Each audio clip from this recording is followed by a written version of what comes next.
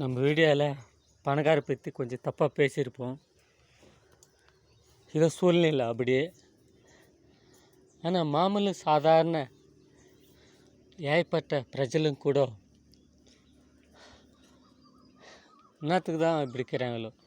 திருமலான்னு திருமலா பிரபஞ்சத்திலே பணக்கார சாமி. ஆனால் திருமலாக்கே போகணுன்னு பார்க்குறோம் நம்ம கூட. ஆனால் அந்த மாதிரி சின்ன கோயிலுங்கள்லாம்